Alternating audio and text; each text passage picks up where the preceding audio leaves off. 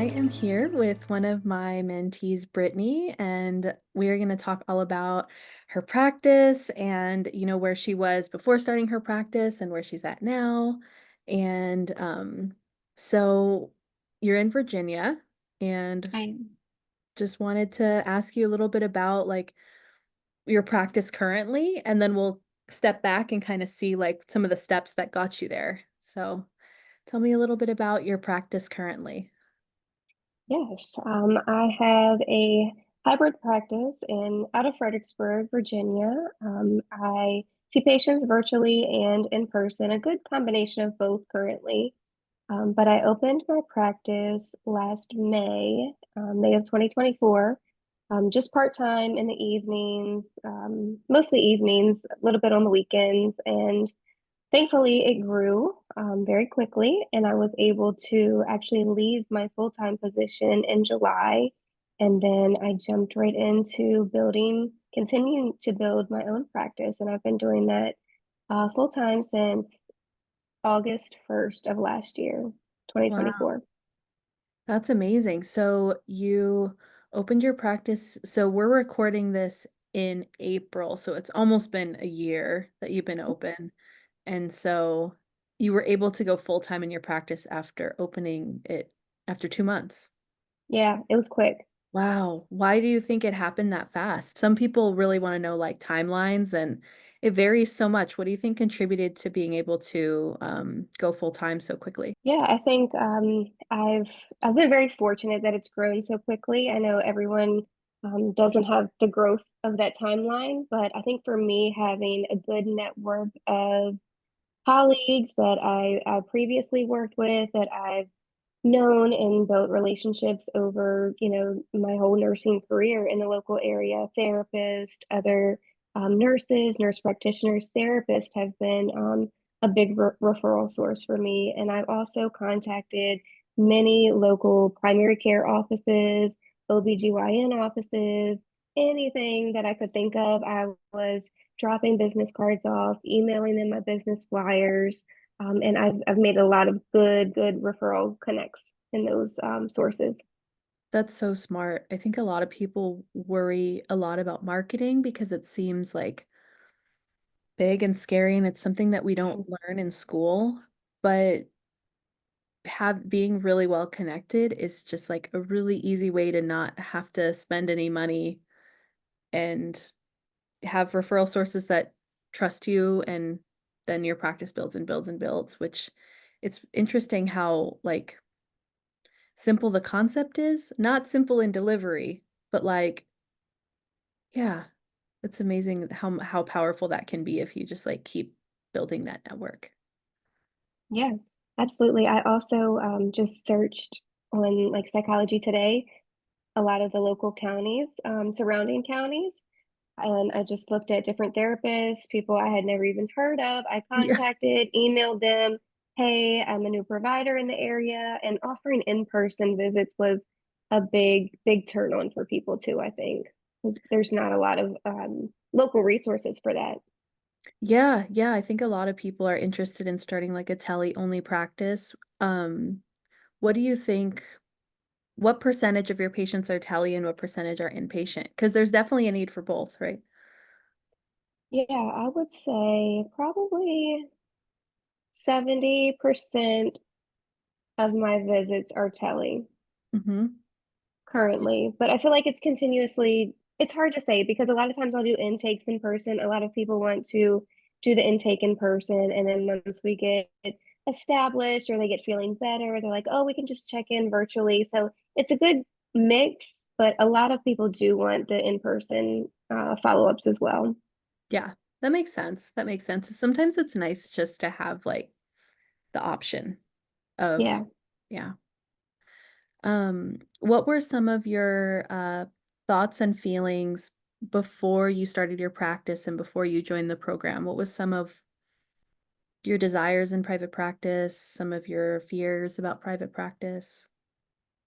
Yeah, my desires and really want to just build my own practice was to be able to have the flexibility that I have now and be able to create my own schedule and create not only like the days that I work and hours that I work, but the amount of time that I spend with my patients.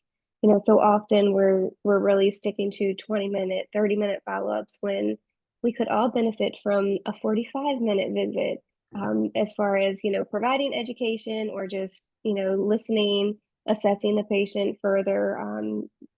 It takes time, especially when you're building those new relationships. Yeah. Yeah. It So does. that was a big thing that I wanted to do, just to change kind of the traditional routine of things, that most practices follow. I had a lot of fears. I didn't know where to start before joining the program. So I am forever thankful for you and your program. But without you, I wouldn't know where to start. And I know every state is a little different, but Yeah. you just really provided like the foundation of where we need to start and you really broke it down step by step what we need to do. And even if you don't have, the exact answers to our state specifically, having the resources to shoot us in the right direction, has been so helpful. I'm so glad. Good. Yeah. I'm so glad. Um, did you have any other doubts or concerns about starting a practice or joining a program like this? I was really very hopeful. I Yeah, had no idea how quickly I could get it done, and it wasn't in a big rush to do it, but I still feel like it all happened very fast. for sure. There For were sure. many hoops to jump through at first, and waiting for one thing before you could move on to the next, but it did happen very quickly. I was super Yeah, impressed by that. good. Good. How about as far as your city, a lot of people are curious about like building a practice in like a small, medium, or large city. Did you feel like you were able to get patients mostly in your city? Did you have to expand out? How big is how many people are where you live? Yeah. Yeah, the city that I'm in, Fredericksburg, I'm about an hour south of DC, an hour north Oh, of Richmond, Virginia. okay, a So it's lot a of people. growing city. Yeah, Yeah. it's a growing city. It's not huge. But again, having a lot of, connects and referral sources has been very helpful. I had some patients from the previous practice that I was working at, in Richmond follow me, so that was helpful too. Yeah. But yeah, reaching out to just surrounding areas, community service boards, and like I said, primary care, in the local areas, not just in my city or county specifically, but the local areas, has been helpful for sure. That's really good. Did you ever feel like you needed to get licensed in more states, or did you feel like staying in Virginia was enough?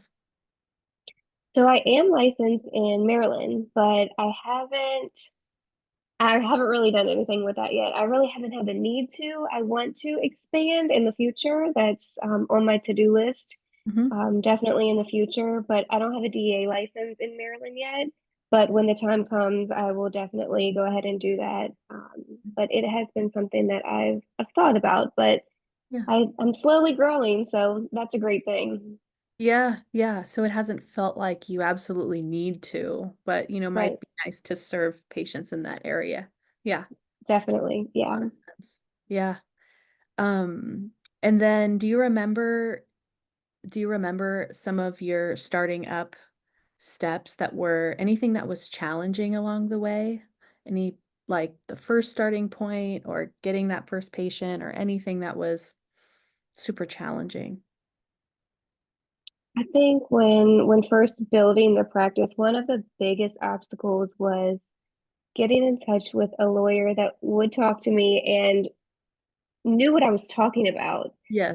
So many of them were like, "Oh," I remember talking to one and they were like, "I don't really know if you need an LLC or a PLLC," and like, this isn't the person that I want to talk to. Yeah.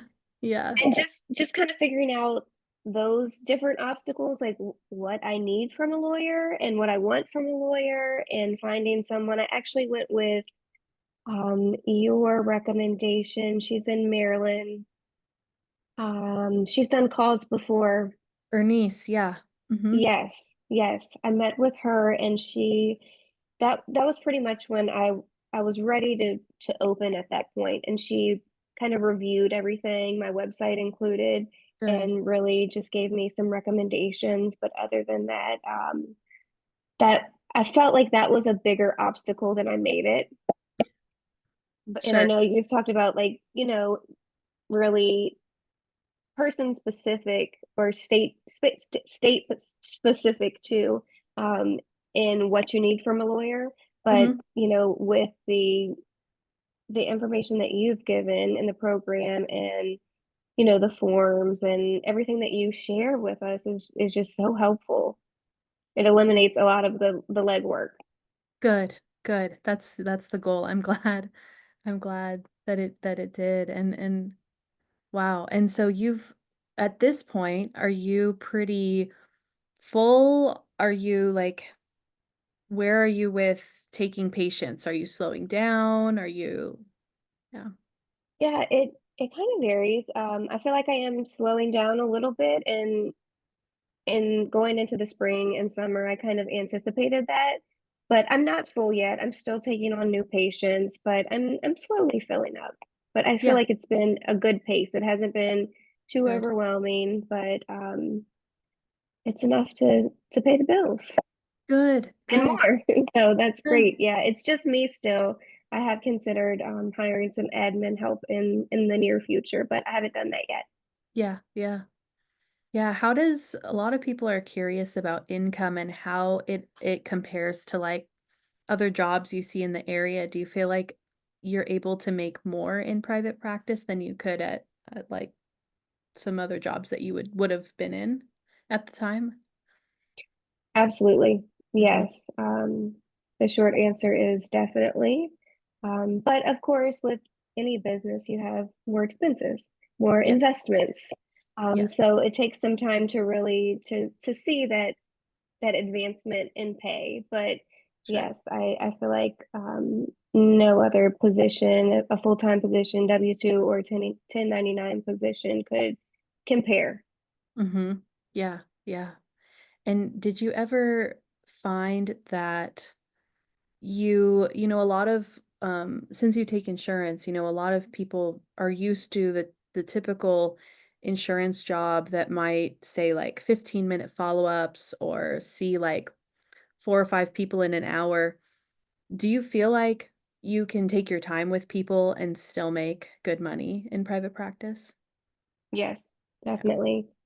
There are, of course, are some quick visits, Sure. the patients that aren't Natural. your talkers.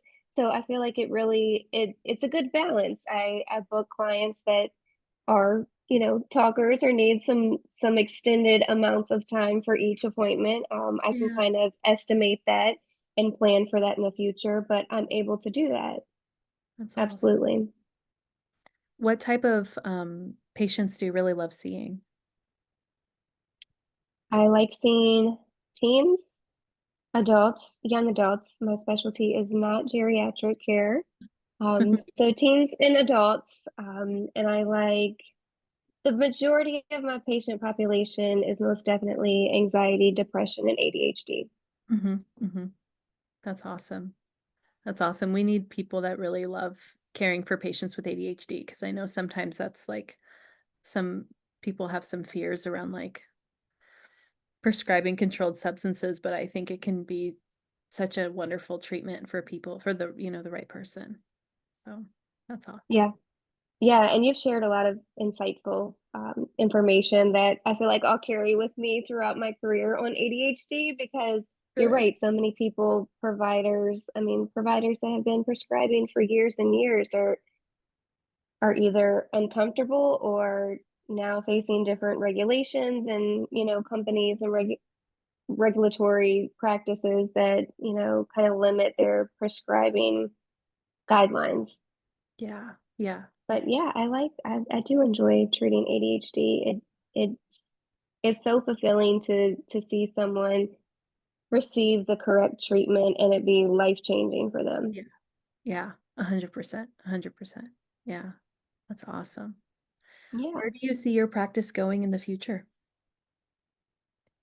Ideally, in the future, I would like to hire a couple other nurse practitioners, providers, and therapists as well. Wow. That would be really good. So like building a brand, building, yeah, yeah, that would be, you can definitely do that, no doubt. That's so cool. Yeah. Good. Yeah, and I feel like I want to, like, I guess you could say, not share the wealth, but Yeah. have people come on that can work with me in an ideal setting Yeah. that Yeah. isn't the strict 9 to 5 and 20, 30 minute follow-ups. We can do it differently. We can do it in a way that's beneficial for everyone. Yeah. 100%. Yeah. You want to like create really great jobs for NPs that want to work, work for somebody. Yeah. Yeah, yeah, Yeah. I think that's important. We need it in the community. We need, I yeah, think, more NP led practices that, have know what it's like to kind of have different workplaces and then be able to create a really NP friendly workplace. yeah, Yeah, that's awesome. yeah. It's exciting.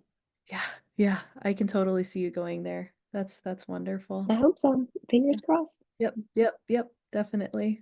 And one final question, what would you tell someone that's considering joining the program but not sure? I would say take the leap. It's most definitely worth it.